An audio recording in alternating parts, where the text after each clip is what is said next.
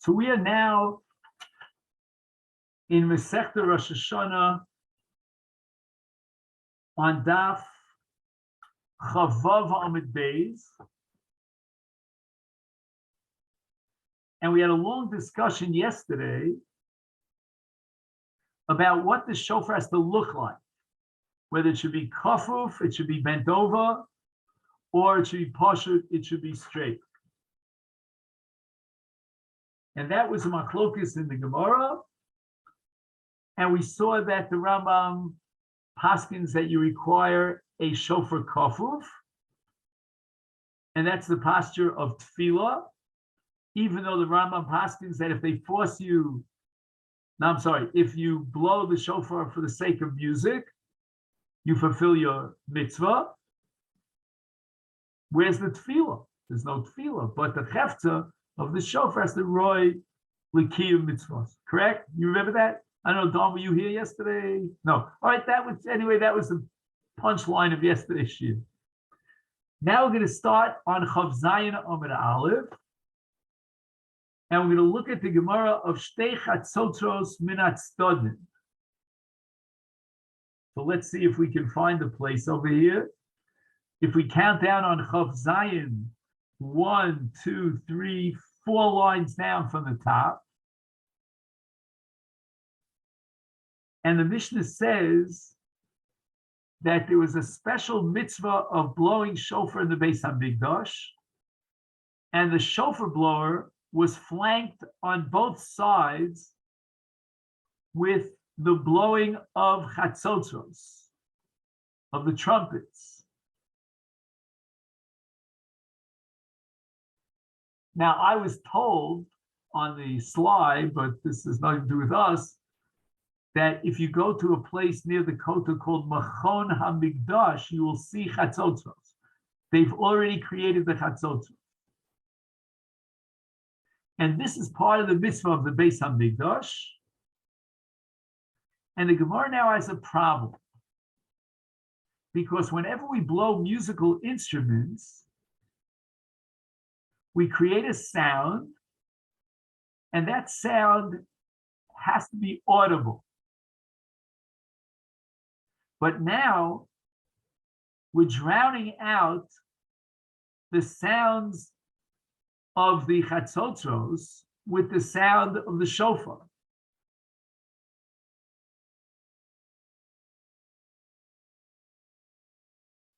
How could we possibly create a kol shofar and a kol chatzotzos simultaneously? So that's the Gemara is asking here, utrei koli mi mishtamoy. This is like a rhetorical question.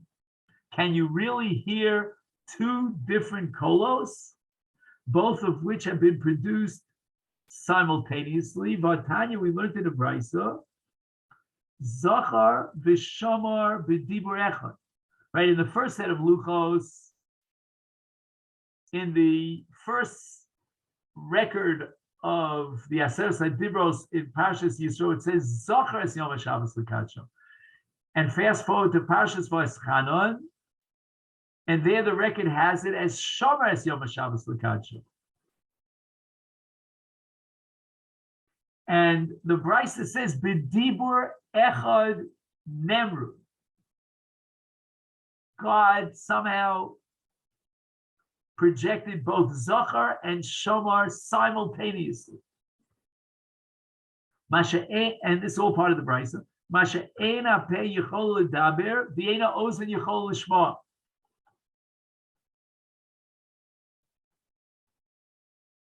Notice the language. A human mouth cannot be mashmiya, cannot let out two different utterances at the same time. Now, there's a whole issue in the psychology, in halach also, whether you can have two different thoughts in your mind at the same time, or it's one after the other. But one thing is for sure, you cannot project two different sounds. We only have one mouth at the same time. But the Brisa goes a step further. Even if there were two sounds that were emitted simultaneously, we could not possibly hear those sounds. One sound would drown out the other sound. That's called the Ein Ha'ozen Yechola Lishma. You can't hear two different things at the same time.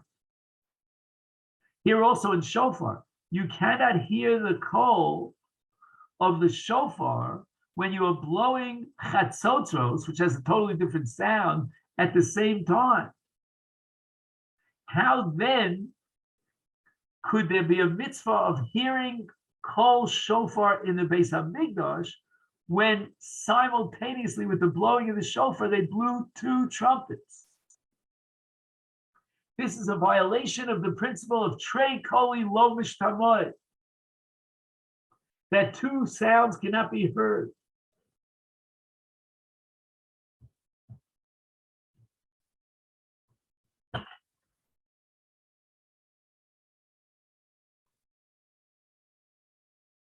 Now, the Gemara seems to be assuming there's a premise here that underlies the question of the Gemara, and that is that in the Beis Hamikdash, there was a mitzvah of shofar, which means a mitzvah to hear the shofar.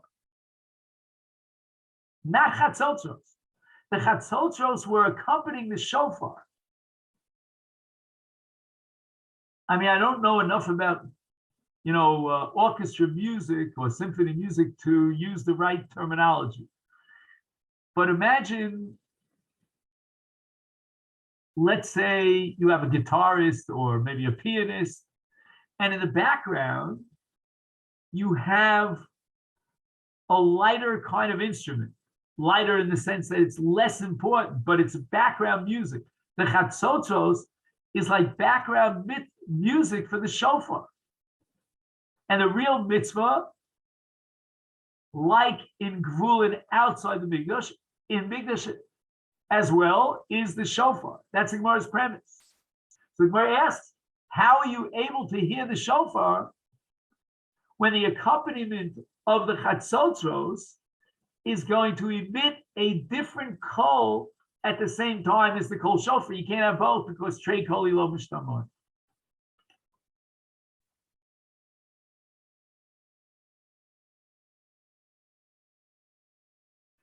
So the Gemara answers, lekach marich b'shofar. The sound of the shofar was longer than the sound of the chatzotzros. So that even though the beginning of the kol could not be heard, because at that point he was blowing the chatzotzros, but after he terminated the blowing of the chatzotzros, he continued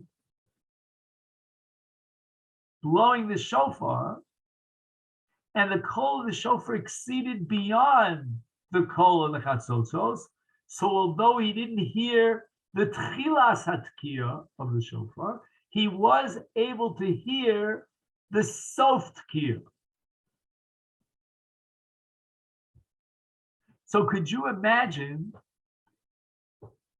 in the case of, let's say, tokel b'bar, you cannot fulfill the mitzvah of shofar when you blow subterranean.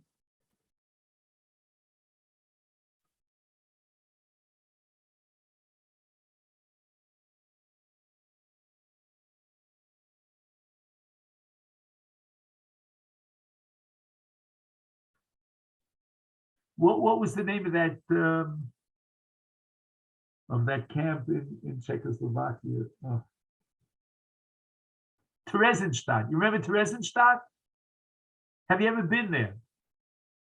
It's one of the most powerful experiences if you visit Poland to get a sense of the Holocaust. Again, I'm not advocating that you do that, but in case you do, or if you have children or grandchildren who do, they take you to Theresienstadt, where they murdered 30,000 Jews a day in Czechoslovakia. And they take you to a subterranean shul that the Jews somehow were able to build, to construct. It's a round, relatively small structure with beautiful drawings, what they call frescoes on the inside walls of the synagogue. you'll if you don't mind Googling it now, Theresienstadt, maybe you can Google synagogue in Theresienstadt or something like that. And that's what it was a concentration camp? Theresienstadt was very unique. The Nazis, Yimach Shemam, used Theresienstadt to try to convince the Red Cross that they were giving the Jews the best treatment in the camps. I know what you mean. Have dancing. They would force the Jews, men and women, to dance together to orchestra music before they murdered them. And they would take pictures of the Jews dancing and send it to the Red Cross. I mean, Theresienstadt has an entire history of its own. They had a symphony orchestra also. When I see the word, the pronunciation is different than I think when you see the word itself. So that's right. But I don't know. Maybe I'm not sure. No, you're probably pronouncing it correctly. It's one of those. It's one of those foreign words. You know, we took our group to Theresienstadt. There's an amazing amount of I don't know if you want to call it artwork or whatever that the Jews did that somehow survived the war. They have a whole, in Theresienstadt, you could see a whole. I mean, a lot of that art is, is very depressing in and of itself, but some beautiful art as well. In any event, from a shofar perspective, and again, that was the best they could do to blow the shofar on Rosh Hashana in this clandestine synagogue. That's called Tokel L'toch Habar. But don't get nervous about it, because basically Tokel L'toch Habar is a problem for those who are outside the bar, right? So you're in you're below the surface of the earth. If someone, and you're blowing the shofar inside that subterranean bar, someone on the top of the bar, he will hear an echo, or at least a mixture of the original sound, the direct sound of the shofar, together with an echo as it bounces off the walls of this subterranean synagogue, if you want to call it a synagogue, right? But if two people are inside the bar, then the assumption is that the listener could hear the shofar, the kol shofar, directly before it bounces off the walls, before it is an echo. So I'm just mentioning this as a side point about the Theresienstadt. But coming back to us, imagine the following case. The man starts blowing the tekiah in the bar, climbs up, again, this is a feat, he climbs up a few steps onto the surface before he completes the tekiah, so that somebody else heard the end of the tekiah. Whatever he heard at the beginning of the tekiah was considered an echo or a mixture of an echo. So he could not be yotzei with the beginning of the tekiah. Well, let's say, for example, I'll give you a simpler case. Let's say a man has in mind when he blows the shofar, when he starts blowing the tekiah, that he will not fulfill his mitzvah of tekiah. And then when he gets to the end of the tekiah, he makes a change in his mind and he decides that now he wants to be yotzei in the tekiah. So he can't be yotzei with the first half of the tekiah, but he could be yotzei with the second half of the tekiah. Is that good? Is that enough? Or does the tekiah have to be kosher from the beginning to the end? In our Gemara, based on Migdash, we see that if you hear the end of the tekiah, the sof tekiah, that's enough. When Meir says the Gemara, the chishama sof tekiah below tekiah yotza, and the Gemara thinks what that means is that all you have to hear is part of the tekiah, and it matters not whether you heard the end of the tekiah, as in the case of the chatzotzos that would drown out the beginning of the tekiah, or in the reverse. Let's say you heard the beginning of the tekiah, but you weren't available to hear the end of the tekiah. Memela, tchilas tekiah, you heard the beginning of the tekiah below sof tekiah, yatza. All you need is miktas tekiah.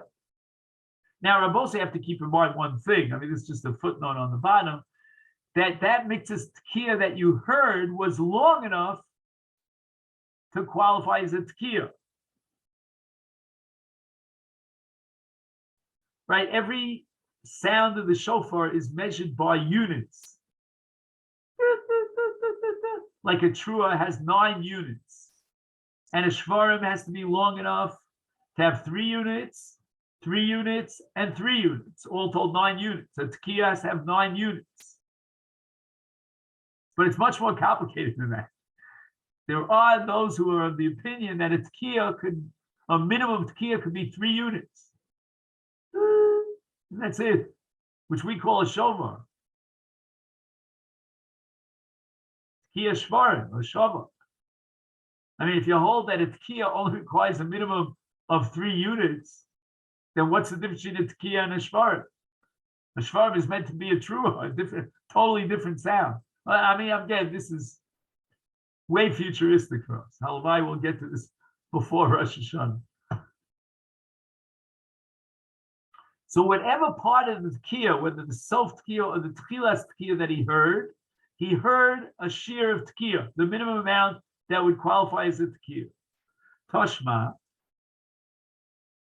Now the Gemara quotes a Mishnah later on in Daf Lamed Gimel, 5 blot from here.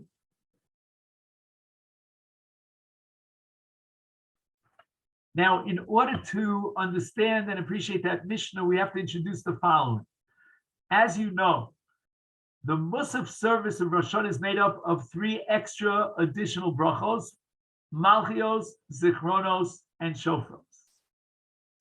Each one of those 3 has to culminate with shofar. So at the end of Malchios, we're going to blow the shofar. At the end of Zichronos, we're going to blow the shofar. And at the end of Shofros, we'll blow the shofar.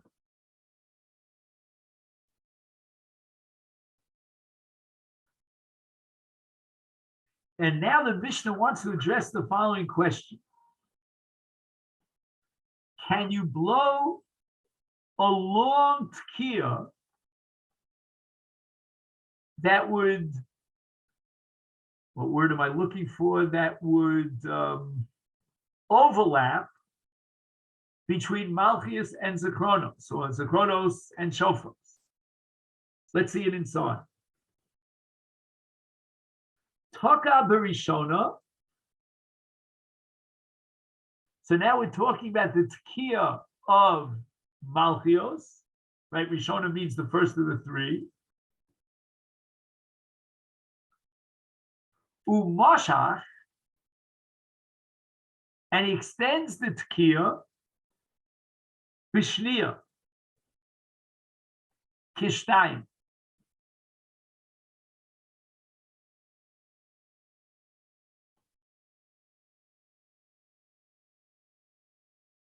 Let me just see if I can work this out. Again, he extends the tekiah.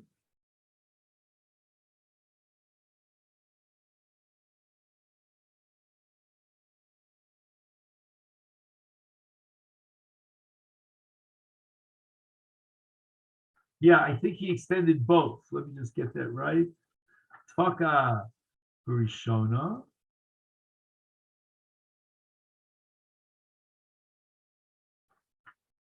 And then what does it say? Umashach B'shniyot.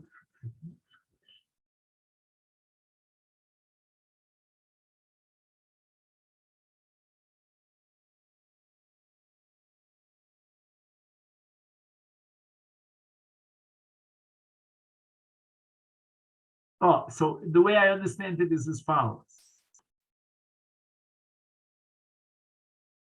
He needs to blow what's called a tarat, which means tekiah, trua, tekiah, for Malchios, Zichronos, and Shofar. Now, he extended the second tekiah, that's called the shniya. And the question is, can we now take that tekiah and, so to speak, split it in half? I don't mean that literally, but what I mean is that it's Ola Lakan Adiliel, and Olakan Adilikamon. So he blew a Tkiya Trua and Tkiya of Malchios, but he extended that second Tkiya. Can that extension of the second Tkiya serve as the first Tkiya of Zichronos? In which case, that long Tkiya on the one end, right, functions in a double capacity. On the one end, it will suffice for the Tkiya Lachrea, the Shnia, for Malchios, and at the same time, it will serve, the second half of that Tkiya could serve as the first Tkiya of Zichronos, so that now, if he blows a Trua and a Tkiya, he has fulfilled Zichronos. And the Mishnah establishes, Ein biyadu ela achas. That second Tkiya belongs to Malchios, but does not belong to Zichronos. It cannot be the first Tkiya of Zichronos, whilst at the same time, it's the last Tkiya of Malchus. That's impossible. Amai. Why is that so? Tislak lebetarti. Right, we've seen from the Beis Hamikdash with the Chatzotzos that you can have part of a Tkiya that's operative, that's valid, even if the rest of the Tkiya, let's say in the case of Chatzotzos, the first part of the Tkiya was not valid. So in effect, you're splitting the Tkiya into two. I don't know, intuitively I sense there's a difference. Do you want to think about this before we see the Gemara? Sometimes I enjoy, trying to figure out where the Gemara is taking us.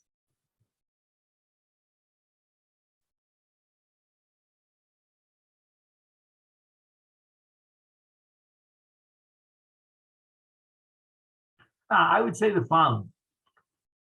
A Tkiya has to belong to either Malchus or Zichronos. There's no tug of war. We're not going to be very fair and split a Tkiya and give half of it to Malchus and half to Zichronos. That has nothing to do with Sof Tkiya and Tchilas Tkiya. We're not splitting the two parts of the Tkiya. We're just grabbing onto one part of the Tkiya. The other part of the Tkiya is null and void. It just doesn't exist. It was drowned out by the Chatzotzos. But we have the end of the Tkiya, which stands on its own and can be used and validated as a Kiyum Mitzvah shofar. Because you hear the end of the shofar blast. But to take one shofar blast and use it in two different directions, that's already schizophrenia. You have to define the personality. It's either Malchias or it's Zichronos. Take your pick. It can't be both. You can't take one kol shofar, one single Tkiya, uninterrupted, and split it, attributing it to both Malchias and Zichronos at the same time. That's what I would say. Let's see if I can fit that into the Gemara's answer. I didn't cheat. Pisuke Tkiyasa Mayadodi Lo Paskinon. I'm going to read to you the commentary here of the Masechet. He writes, L'chalik Tkiya Achas L'shtayim Eino Mechalki. Yefshel Lotzes the Tkiya Achas Yidei Shtayim. Oh, okay, we're on the right track. Al Ksheshava Chelik Me'at Tkiya, he can be Yotze with that Chelik Me'at Tkiya, and he fulfills his mitzvah of Tkiya with part of the Tkiya, part of the kol. But one kol cannot be ola for both Malchias and Zichronos. Afuke Tkiyasa, Pisuke Tkiyasa Me'adodi Lo Paskinon.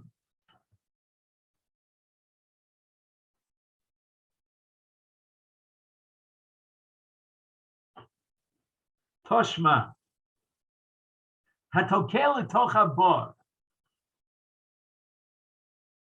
o letoch hadus, o letoch hapitom. Right, these are various kinds of caves that are below the surface. You can have a bar or a dus. A dus, I think, is built on top of the karka, if I'm not mistaken. But it's got walls. Once again, the walls are very tight. And the shofar generates an echo that bounces off the wall. Pitom is actually a barrel, a large barrel.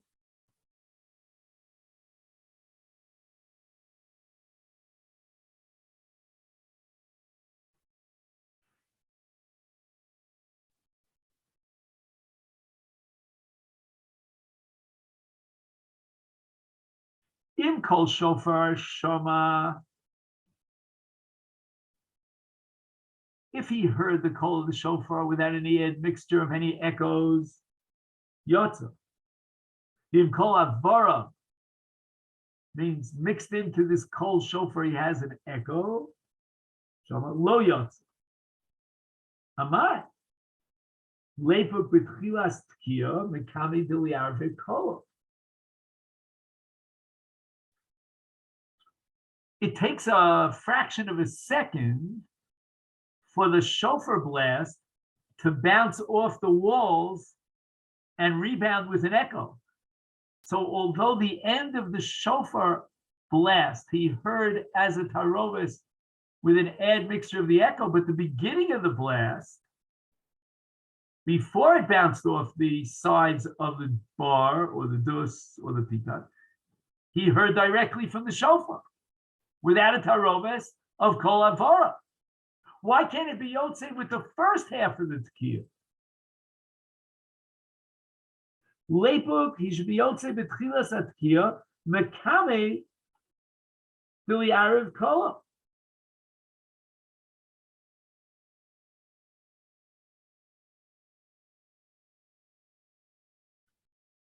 So we see that you can't have the yotze with the tchilas tekiah. You see, the Gemara is assuming that there's no difference between sof tekiah and tchilas tekiah. I mean, if we would have assumed otherwise, that in Migdash you could hear the sof tekiah, ha'ikar hu asof. Like Chazal say, "Ein mitzvah nikreis el al shem gomra." Have you ever had that experience where you did 99% of the mitzvah and you worked very hard, and then the last piece you got a little tired or lazy, I don't know what, and so finished the mitzvah. He did 1% of the mitzvah, but he gets the credit for the mitzvah. Called Eina mitzvah nikreis el al shem gomra. So you could have said that maybe from Migdash we can only derive that the sof tekiah is valid. But the Gemara is not willing to accept that. If sof tekiah is valid, then tchilas tekiah is valid. And when he blows inside the bar, he hears the tchilas tekiah.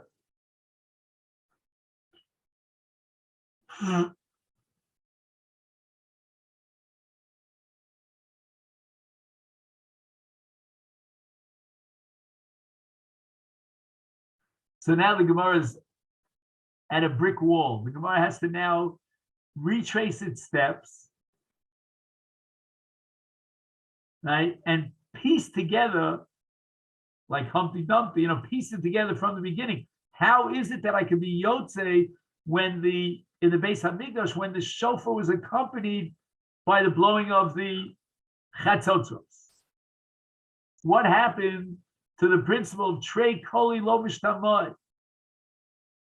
And the Gemara is going to take a bold step and limit the psul of Trei Koli Lo Mishtamod. There are cases in which you can hear two kolos simultaneously.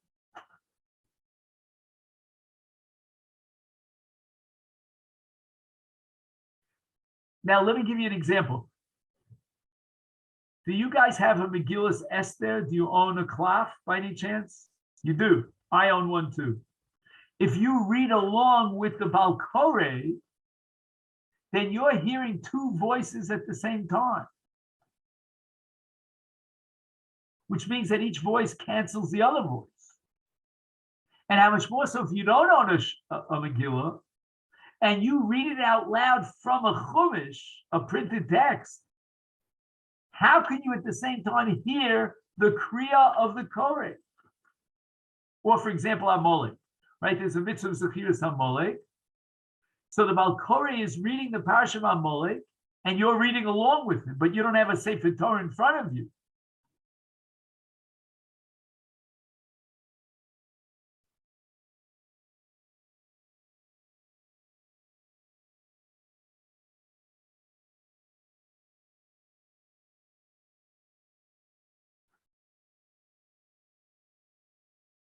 So Gemara says the following: what does it mean? Trei koli lo b'shtamoy, tarti koli michad gavra lo b'shtamoy. Mitrei gavri mishtamoy. I mean, the only case of trei koli michad gavra is by the Ribono Shel Olam, zochar v'shomer b'dibur echad. I don't know of another case, but somehow the Gemara has a theoretical case. Maybe he's got a shofar in one side of his mouth and a trumpet in the other side of his mouth, and he blows from one mouth both sounds. He's trei koli lo b'shtamoy.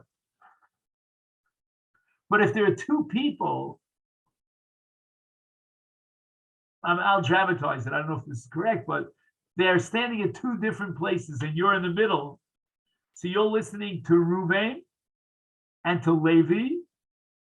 Ruvain is blowing shofar. Levi is blowing chatzotzos. And you, Shimon, are right in the middle. You can hear both sounds. That's called mitrei gavri mishtamoy. If the two sounds are coming from two different people, two different sources, you can hear both sounds.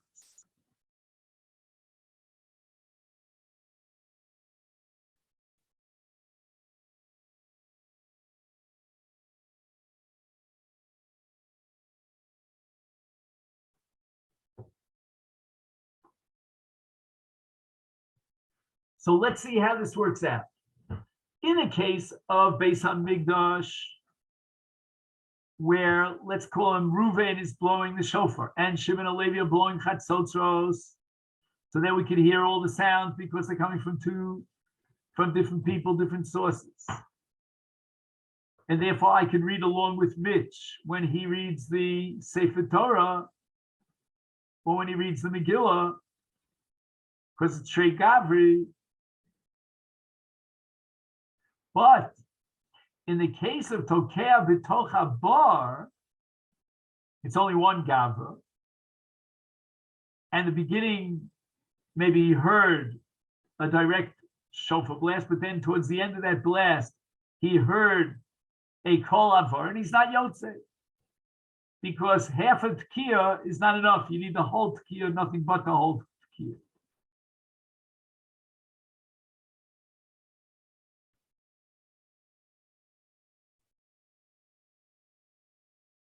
So how do we solve the problem of kol shofar in the Mikdash? If you're going to tell me marif b'shofar, that's not an answer, because then you only have sof tekiah, and we're now holding that sof tekiah is not enough. You need the whole or nothing, all or nothing. But the answer is that there's no trei koli lo mishtamoy because it's trei koli mitrei gavri, coming from two different people. Now I don't know honestly if this is scientific, if this is something that makes sense logically based on audiology and biology. I don't know. I'm not sure.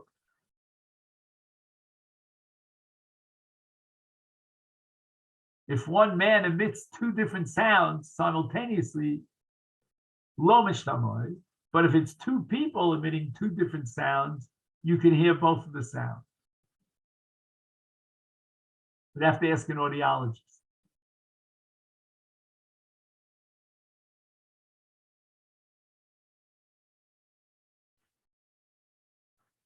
By the way, don't try to get an appointment through the Kupa with an audiologist.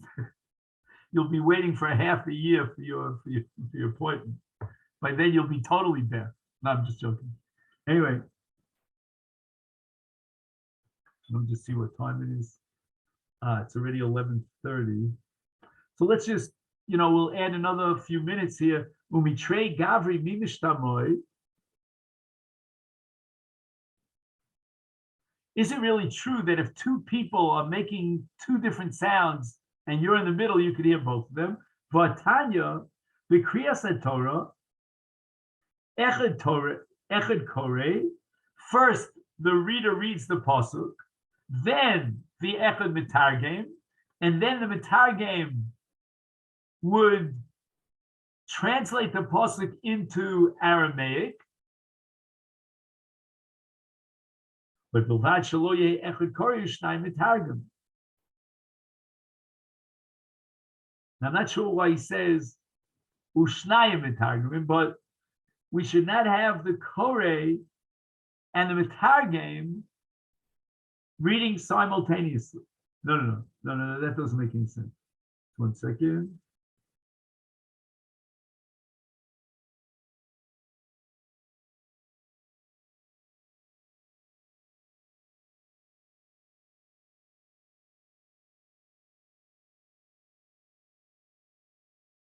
What does Shnai Mitargem mean?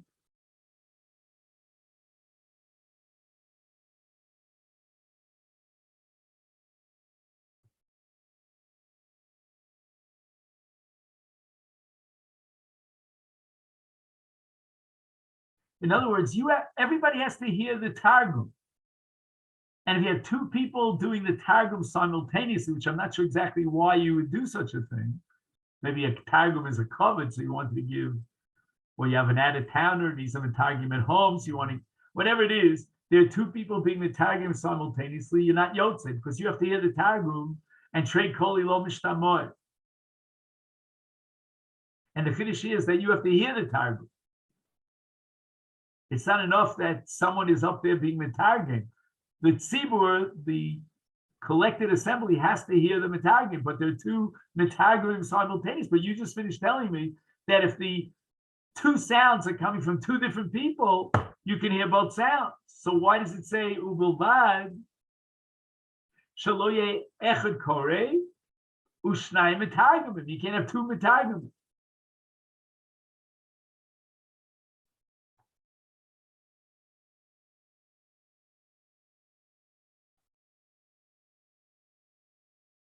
But I don't know why the Brisa comes up with the case of two Metagim. Why didn't it come up with the case of two Korim? Two people are reading the Sefer Torah at the same time. I guess it's very unlikely that two people would be reading the Sefer Torah at the same time. But with Metagim, it was more commonplace. And anyway, we're not Yotze. Why? Because two Metagim is Trei Koli Lo Mishtamoy.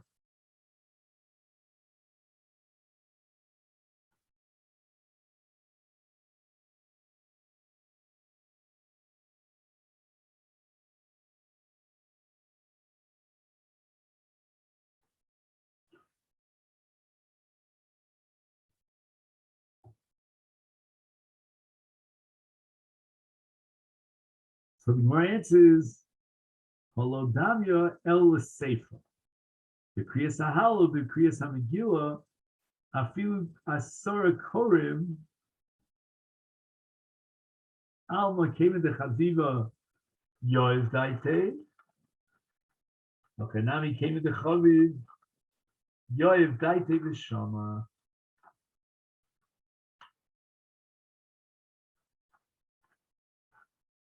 Elolama Marach B'Shofar Leda She'ikar Mitzvah Sayom B'Shofar.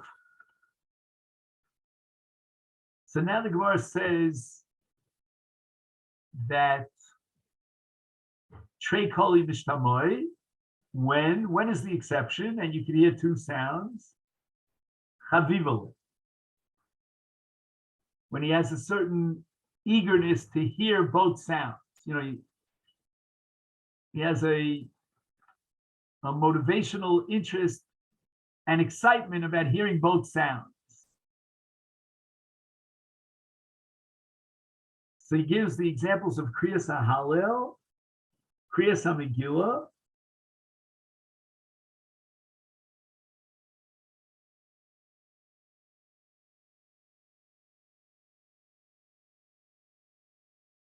and Tkiyah Shofar.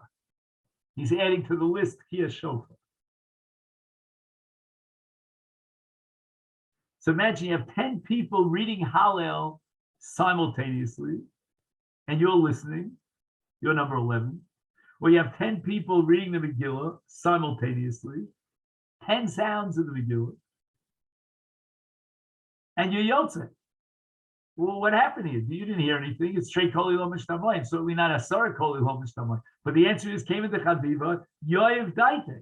He puts in a special effort to hear those sounds because he's excited about Hallel. He's excited about the story of the Megillah. Who's not eager to hear the story of the Megillah?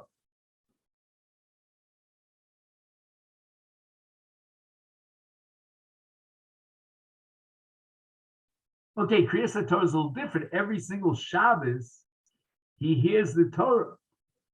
So there's not a special Chavivus. But in Tkiyah Shofar, it's Chaviva and Yoev Daite B'Shama. Even though there are those who are blowing the Chatzotzus simultaneously with the Shofar, you will be able to hear the Shofar because it's Chavivle. He makes a special effort through his das to hear the Kol Shofar and discern it from the Kols of the Chatzotzros. So why then did they extend the Shofar beyond the Chatzotzros? Right, the blast of the Shofar would go beyond the blast of the Chatzotzros, and that's Leda, so that everybody should know that Iker Mitzvah Yom B'Shofar, that today's mitzvah is Shofar. Otherwise, people might think that the mitzvah is Chatzotzros, so Chatzotzros is together with Shofar. But Shofar is primary, and therefore we will blow the Shofar in a way that it will extend beyond the Chatzotzros. Okay, then Rabbi will say this is where we'll stop for today. And we're going to talk again about this shape of the shofar, whether it should be round, bent, or flat, straight. Okay, then let me wish you a great day. Thank you so much.